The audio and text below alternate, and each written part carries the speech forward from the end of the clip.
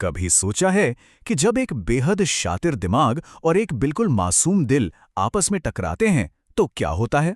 आइए इस cinematic explainer में द थीव स्टोरी की एक ऐसी डीप डाइव लेते हैं जहां धोखा, भरोसा और इंसानियत सब आपस में उलझ जाते हैं।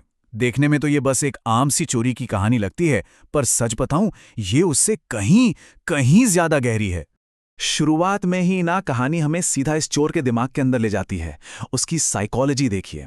उसका मानना था कि एक लालची इंसान को लूटना आसान है, लेकिन एक लापरवाह इंसान को लूटने में ना सारा मजा ही खराब हो जाता है।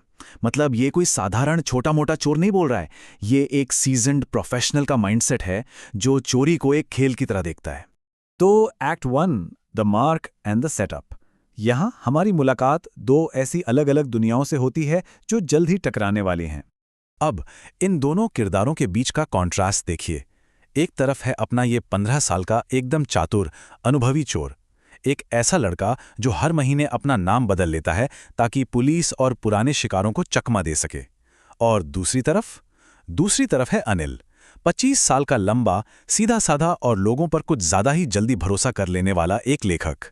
किसी भी चालाक शिकारी के लिए इससे परफेक्ट शिकार और क्या ही होगा। अनिल की जिंदगी में एंट्री लेने के लिए ना एक प्रॉपर मास्टर प्लान बनाया गया। स्टेप 1, एक रेसलिंग मैच के दौरान झूठी तारीफ करके दोस्ती बढ़ाना। स्टेप 2, रहने का ठिकाना पाने के लिए खाना पकाने का झूठ बोलना। हालांकि सच तो ये था कि पहले दिन उसने इतना वाहियात खाना बनाया था कि अनिल को वो सड़क के कुत्तों को डालना पड़ा। और फिर आता है स्टेप 3, रोज के राशन पानी लाने के बहाने चुपके से अपना छोटा मोटा मुनाफा जेब में रखना। लेकिन खाना खराब बनने के बाद भी कहानी में एक बहुत बड़ा मोड़ आता है, पढ़ाई का वादा। अनिल ने उस लड़के को बाहर निकालने के बजाय ठीक से खाना बनाना सिखाने का वादा किया और उसके साथ एक ऐसी बात बोल दी जिसने इस चोर को पूरी तरह हिलाकर रख दिया। उसने कहा कि वो उसे उसका नाम लिखना, पूरे सेंटेंसेस बनाना और मैथ सिखाएगा। एक चोर जिसके लिए आज तक दुनिया सिर्फ धोखे का नाम थी, उसके लिए पढ़ लिखकर इज्जत से आगे बढ़ने का यह ख्याल किसी सपने से कम नहीं था। अब बढ़ते हैं एक्ट 2 की तरफ, the highest and the climax. यहां से रफ्तार थोड़ी तेज होती है और शुरू होता है भरोसे का सबसे बड़ा इम्तिहान। इस सबसे बड़ी चोरी से ठीक पहले की ये ऑब्जर्वेशन काफी इंटरेस्टिंग है। चोर सोचता है कि लालची लोग हमेशा डर दिखाते हैं, अमीर लोग गुस्सा करते हैं और गरीब लोग बस अपनी किस्मत मानकर स्वीकार कर लेते हैं। लेकिन अनिल सिर्फ उदासी दिखाएगा, पैसे जानने की नहीं बल्कि टूटे हुए विश्वास की। सोचिए, वो अपने शिकार को कितनी बारीकी से समझने लगा था। उसे अनिल के गुस्से का डर नहीं था, उसे डर था उसके चेहरे पर आने वाली उस उदासी का। और उस भरोसे की ढाल को तोड़ती है 600 रुपए की एक गड्डी। एक शाम अनिल अपने किसी सक्सेसफुल बुक सेल्स से पैसे लेकर आता है, 50-50 के नोट, पूरे 600 रुपए। अब महीनों से सिर्फ 1-2 रुपए की छुटपुट हेराफेरी करने वाले उस शातिर दिमाग के सामने ये रातों रात अमीर होने का सबसे बड़ा मौका था। रात का वक्त था, पूरा सन्नाटा। उसने बस अनिल के सोने का इंतजार किया। करीब 11:15 बजे जैसे ही अनिल गहरी नींद में गया, उसने दबे पांव वो नोट निकाले, अपने पजामे के नाड़े में फंसाए और सीधा स्टेशन की तरफ दौड़ लगा दी। ठीक 10:30 बजे लखनऊ एक्सप्रेस प्लेटफॉर्म पर खड़ी थी। प्लान एकदम सेट था, पर भागने के बजाय ठीक रात 12 बजे वही लड़का अकेला एक क्लॉक टावर के नीचे खड़ा ठिठुर रहा था। आखिर वो ट्रेन में चढ़ा क्यों नहीं? ट्रेन ठीक उसके सामने थी। टिकट तो खैर उसने जिंदगी में कभी खरीदी नहीं थी, तो उसका टेंशन था ही नहीं। पैसे भी जेब में थे, फिर भी उसके कदम वहीं के वहीं क्यों जम गए? ऐसा क्या हुआ जिसने कितने सीजन्ड अपराधी को भागने से रोक दिया? और यहीं से शुरू होता है act 3, the Epiphany and resolution, जहां बाहर का तूफान तो थम जाता है, लेकिन अंदर एक भयंकर तूफान मचने लगता है। नवंबर की वो कड़ाके की सर्दी और ऊपर से अचानक शुरू हुई भयंकर बारिश। ठंडे गीले पजामे त्वचा से एकदम चिपक गए थे। और जो सबसे ज्यादा चुभने वाली बात थी, वो 50 रुपए के नोट्स का बंडल पूरी तरह भीग चुका था। जब क्लॉक टावर पर रात के 12 बजे की आवाज गूंजी, तो वहां बाहर पूरा अकेलापन था। जेब में ढेर सारा पैसा था, लेकिन अंदर सिर्फ घबराहट और एक खालीपन था। बाजार की उस जमाने वाली ठंड में उसे अचानक एक कड़वी सच्चाई दिखाई दी, चोरी की असली कीमत। उसे समझ आया कि इन नोट्स को चुराने का मतलब सिर्फ पैसा कमाना नहीं था, इसका मतलब था अपना सब कुछ गंवा देना।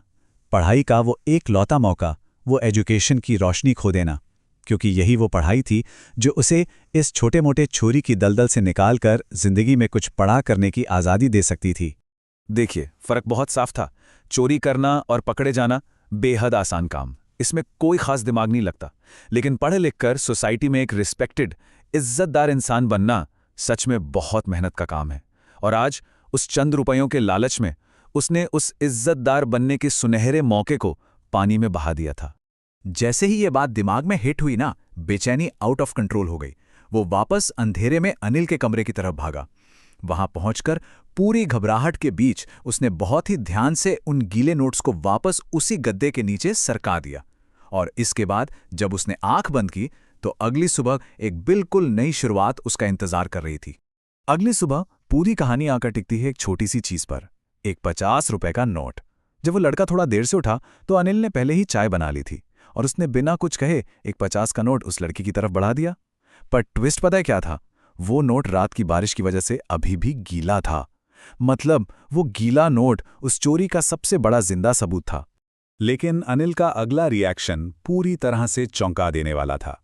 उसने खामोशी से बस इतना कहा कि आज से हम लोग पूरे सेंटेंसेस लिखना सीखेंगे। बस।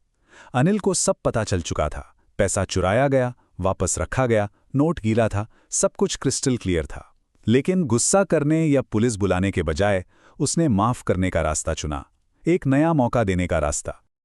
और इसका अंजाम देखिए कितना खूबसूरत था। एक सच्ची, बिना किसी दिखावे की मुस्कान। पूरे महीने उस लड़के ने अनिल को बेवकूफ बनाने के लिए झूठी मुस्कुराहट का नाटक किया था। लेकिन उस सुबह जब उसे बिना सजा के माफ कर दिया गया, तब उसके चेहरे पर जो मुस्कान आई वो एकदम जेन्युइन थी। उसकी रूह जिसे सच में बदल चुकी थी। यही थी उसकी असली आज़ादी, उसकी रिडेम्पशन। तो इस कहानी के अंत में एक बहुत बड़ा सवाल हमारे सामने खड़ा होता है। आखिर ज्यादा ताकतवर क्या है, सजा का, डंडे का डर, या फिर बिना किसी शर्त के दूसरा मौका देने की वो कृपा? अगर उस दिन अनिल ने चिल्लाकर पुलिस बुलाई होती तो शायद वो लड़का हमेशा के लिए एक पक्का मुजरिम बन जाता। लेकिन उस एक क्षमा ने उसकी पूरी जिंदगी बदल दी। आगे निकलने से पहले जरा इस बारे में सोचिएगा जरूर। क्या किसी की जिंदगी बदलने के लिए आज के दौर में ऐसी इंसानियत वाकई काम कर सकती है?